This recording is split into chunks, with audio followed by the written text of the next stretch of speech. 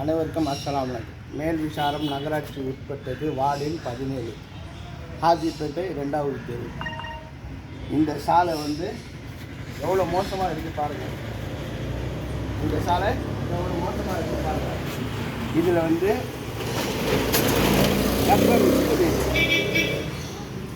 இதில் எல்கேஜின்னு 5வது இருக்கும் பசங்க படிக்கிறாங்க. அந்த பசங்க ஸ்கூல் வரும்போதும் போகும்போது இந்த பள்ளத்தில் தடித்து பசங்க உழுறாங்க. அதில் அடிப்படுது பசங்களுக்கு. இதை சாலை போட்டு பல நாள் கோரிக்கை வைத்துட்டாங்கிறாங்க இந்த மோலவாசிகள்.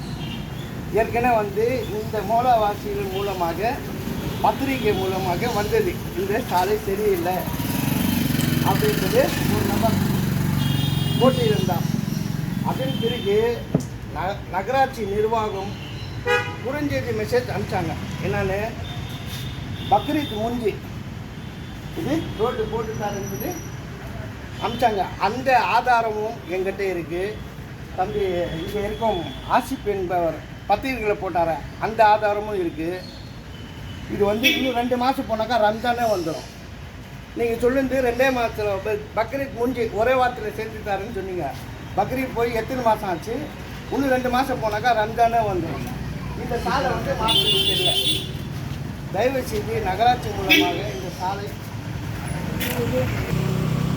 பல நாள் கோரிக்கை இந்த சாலை போட்டு கொடுங்கன்னு சொல்லி இது யாரும் நடவடிக்கை எடுக்க மாட்டேங்கிறாங்க. இந்த கவுன்சிலர், இந்த வார்டு கவுன்சிலர் என்ன பண்ணுறாருன்னு தெரியல.